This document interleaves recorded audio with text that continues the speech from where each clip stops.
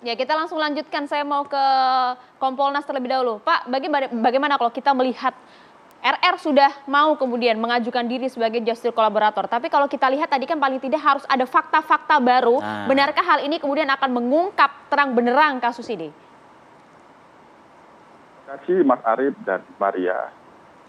Yang akan saya sampaikan tentu tidak dalam kompetensi absolut sebagai penyidik, melainkan sebagai pengawas fungsional Polri. Iya. Dalam pantauan dan penilaian kami, baik dari sejak dilakukan sidang kode etik profesi Polri, yang di situ juga memeriksa saksi RR dan Kuat dan Baradae juga, saksi TKP, dan kami lihat juga di dalam kegiatan rekonstruksi kemarin menghadirkan semua tersangka, yaitu juga Kuat dan RR. Kami dalam pantauan dan penilaian itu tentu kami mendorong penyidik agar di dalam mengumpulkan bukti-bukti, mengumpulkan alat bukti, termasuk di antaranya para saksi tentu harus benar-benar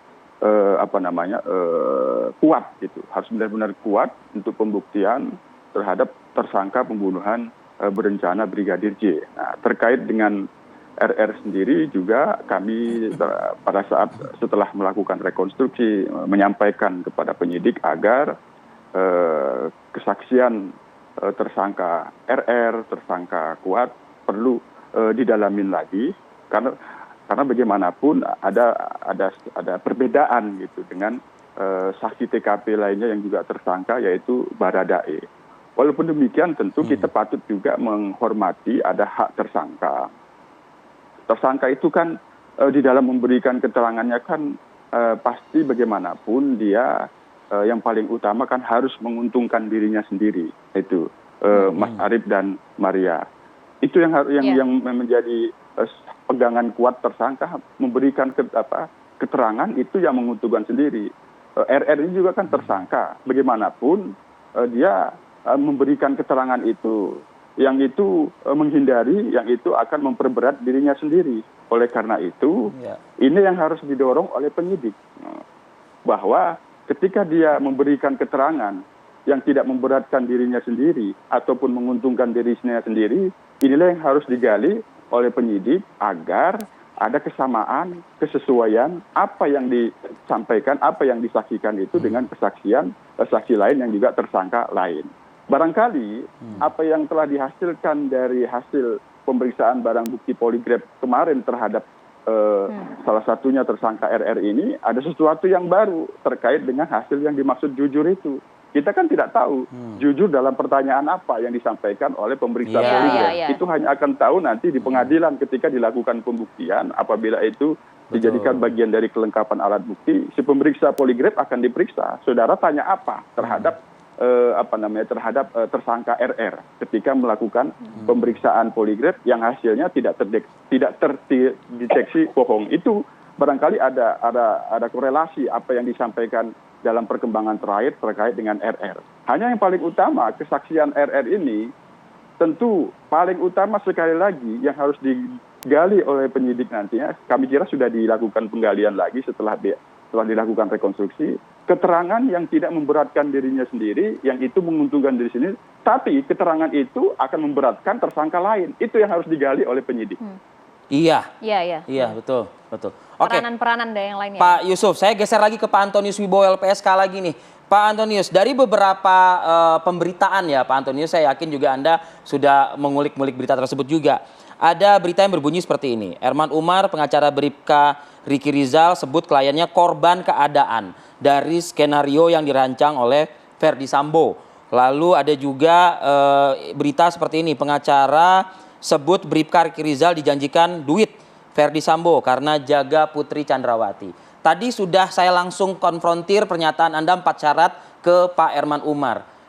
Melihat hal ini, apakah LPSK masih belum firm untuk memberikan pendampingan, perlindungan begitu? Terlepas surat memang pemohonan memang juga masih belum diajukan ya secara resmi. Begitu. Tapi paling tidak sudah memenuhi 4 syarat itu belum, Pak? Ya, tentu saya tidak bisa memberikan jawaban pada forum ini, Bapak Ibu. Kan permohonan juga belum disampaikan ke LPSK. Betul. Tadi saya sampaikan bahwa ketika nanti LPSK menerima permohonan itu ada proses penelaahan. Ya.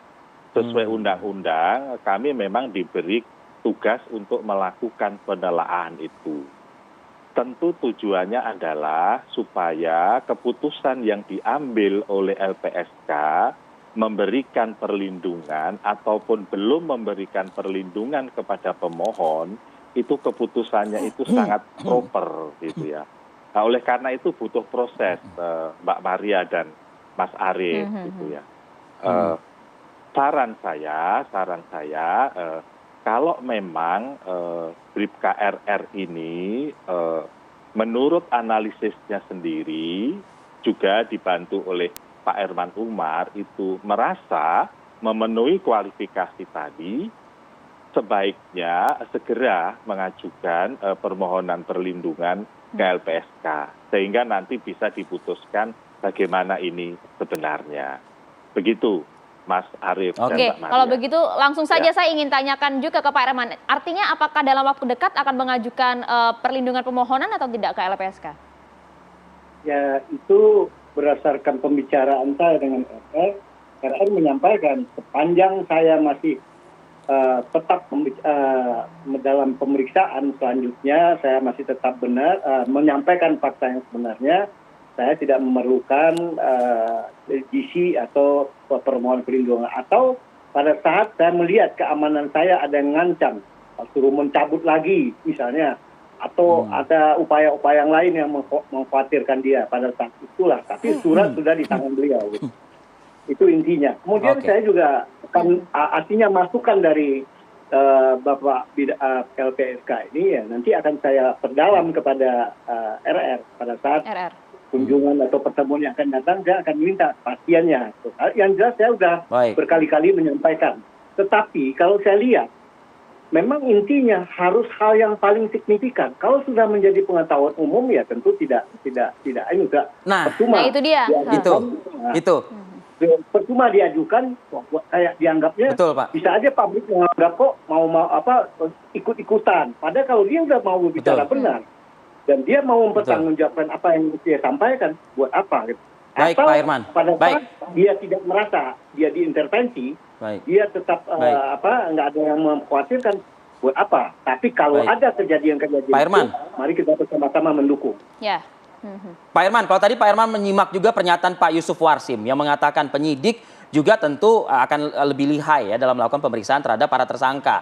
Dan bila mana memang ada pernyataan yang terkategorikan baru atau mungkin merevisi pernyataan dari yang sebelumnya, nah ini yang ditunggu-tunggu. Saya akan coba gali ini ke Pak Herman Umar di segmen berikutnya Pak. Usai jeda pariwara berikut, kami akan kembali.